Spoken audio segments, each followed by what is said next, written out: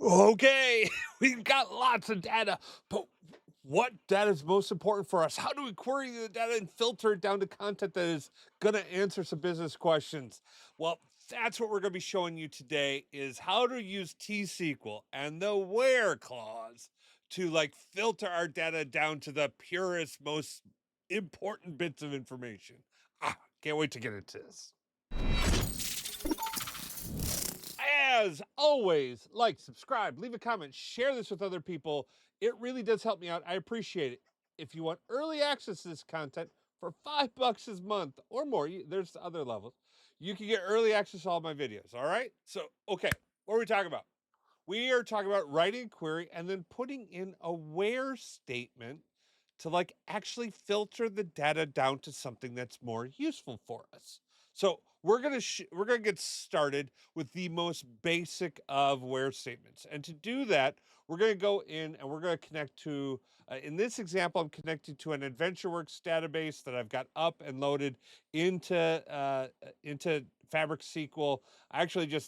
I had this in a SQL database, like on a server. I bulk copied it out into my Fabric database. Super easy. I've got videos for that here. I don't know. I'm really bad at linking stuff, but I do have a video that shows you how to do a bulk copy into a Fabric database. It's like 5 minutes. You could get caught up. All right. Pause this video, go do that, and then come back if you need help. All right.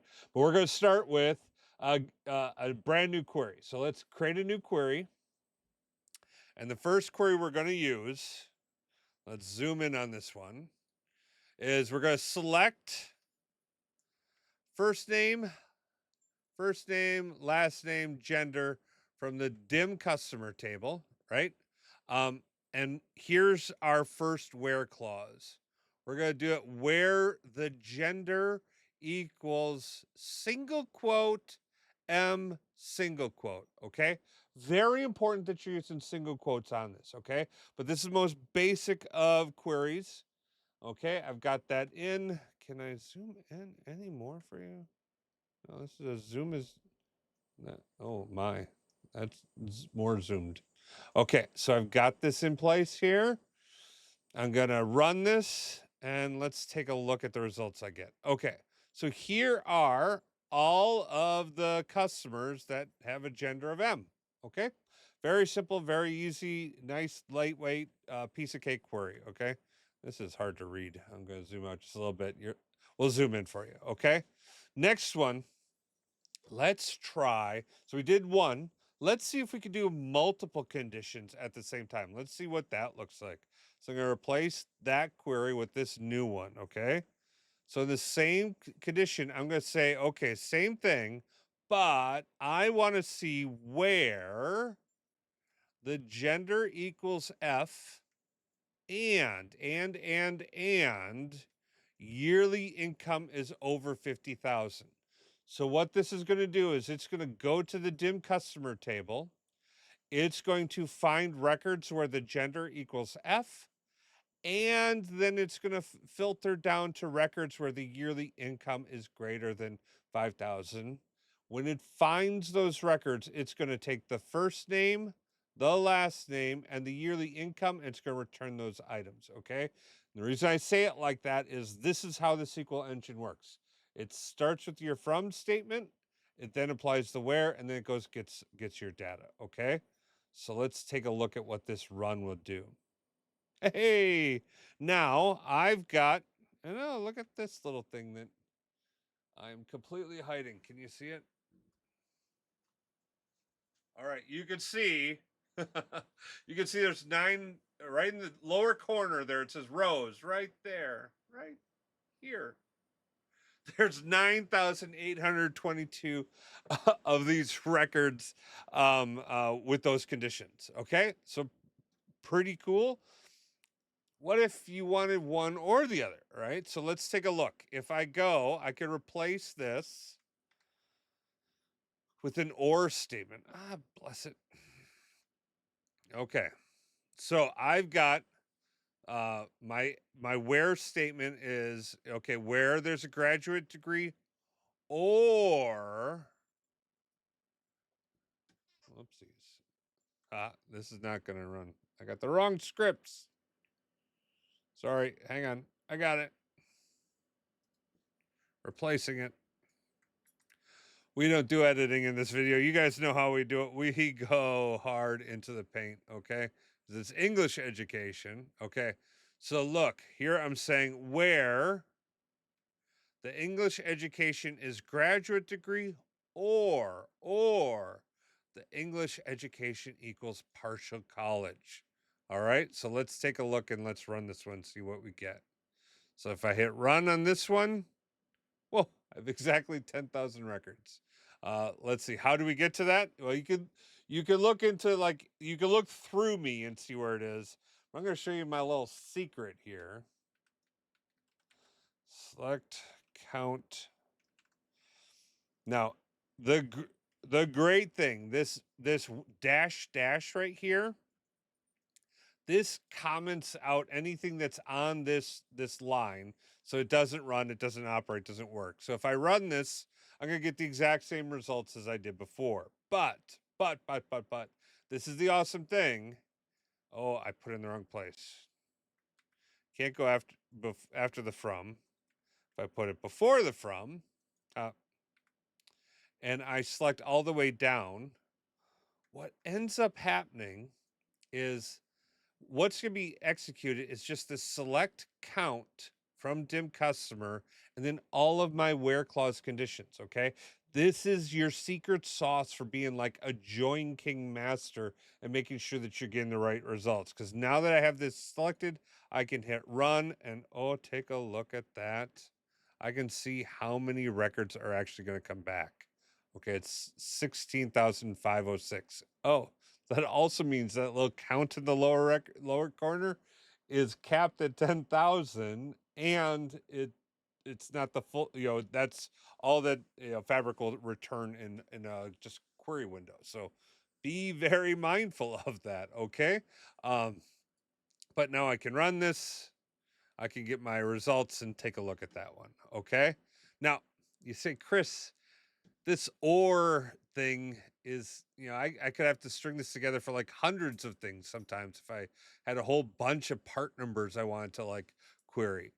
Don't worry, I got you. There is another function. It's called the in function that can make this much easier. So I'm going to replace this and let's go and let's zoom in and take a look at this one. Okay. So select product key, sales amount from the FactInternetSales, where the product key is in one of these three categories. Okay. So it's going to be either 310, 214, or 216. If I hit run on this, boom, I get all of the values inside of here that all of the records that have a sale from the FactInternetSales from these product keys. So I've got this here. Now you probably need a few more fields in here to like make this make any real viable sense, but this gets you started, right? Okay. Now, so this is great if I know exactly what I'm looking for, right? Like where English education is college or partial college or gender is M or product key is this exact thing. But you say to me, Chris, what do I do if it needs to be like something, right? Well, that's why we have the like clause, right? Like, it's like something. In other words, let's take a look. Show me all the customers where the email address is like, and this is a big one, %, oopsies, %, at AdventureWorks.com.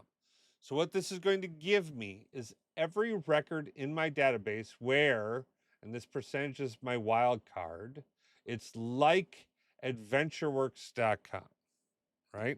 So we're going to go ahead and hit escape. I'm going to hit run on this. And you're going to see, come down here and take a look at this. Right? I can go in and I can see right here. Now, I don't have like, each email address doesn't start with that %, right? That's just my wild card saying I want it to be wild from here. and the rest has to be exactly this value, okay? So I've now got all of the emails from my customer table where they're coming from the AdventureWorks.com place, right? Isn't that amazing? So you can get like something. It's kind of like this, but it's not exactly this. That's super powerful, right? One other thing you might want to do is like, what if I want to take a look at orders that happen between two dates, right? So, right, like I could easily do like a where clause where I actually like set up my order date. So in this case, order date, sales amount from factory seller sales, where my order date is between 12/11 and 12/31. So of 2012. Okay. I hit run on this, boom, and I get all of the records that come from this database here, right? So now they're between these two dates. So if I were to go and look down here, I'd see all of the records were in 2012, right? Amazing, huh? Isn't that cool? All right. But you say, Chris, this is good as long as I have data. What do I do if I have fields that have no data in it? What if I want to find those so I could do something with it or whatnot? Don't worry, I got you on that one too. All right. We're talking about how do we query null values, right? So if we look at the DimCustomer, hey, I want to find all customers where I don't have a phone number. Maybe I want to get rid of them, or maybe I want to like do a marketing campaign to get their phone numbers, right? So I want to do some like email marketing or mailed marketing, something along those lines where I could start to gather this phone number, right? So that's where if I want to get null phone numbers, that's where the is null statement comes into play. Okay, so this is going to return all customer key and phone numbers from DimCustomer where the phone number is null. Okay, I'm gonna hit run. Hang on a second here. Yeah, no, is null. So there's two different versions of is null in the SQL world. One is space, one is without. In this case, in my database, I don't have any customers where I don't have a phone number. So yay, I've done that, and everything looks right there, right? So, but you say to yourself, okay, Chris, this is all well and good. You showed me how if I have something that where I know it or I want to combine things, I can do that. Can I combine all of these things together? And yes, you certainly can. Let's take a look at this query here. Okay. So I'm going to be looking in this query. I want all of my dim customers and I want to find all the men who make more than $90,000 a year. And I want to find all the women. So it's like, or women. So like, I want the limit. I want a group of men with over 90,000 along with females who are over $110,000, right? In yearly income. Okay. So I've got this. I hit run and boom, now I've got my list of everyone, men and women, with different parameters on their salary income. So I'm not going to have any women inside of here that have a salary under 110,000, and I'm not going to have any men with a salary under 90,000. All right?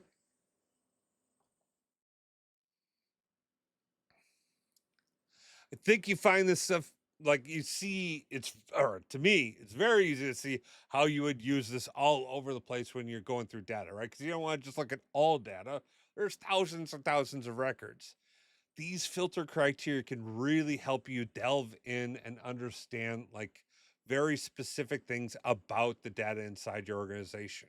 And remember, this is a basic building block of doing writing queries is that where functionality. We just went through all of the most common ways that you might filter your where clauses. Let me know in the comments down below if I missed anything that you think is super helpful. Otherwise, you, and I'm talking to you. You have the best day ever. Peace. Do you know I'm a consultant? It's true. I'm a consultant over here at Baker Tilly. We do consulting services. We help people out. If you want some help, head over to bakertilly.com/digital. Click on need more information. Myself or a colleague will reach out to you. We'll give you a hand. But if you think you can do this stuff, and I have faith in you, I have faith that you can. But I've made some videos here and here that could help you do it. Right? You got this.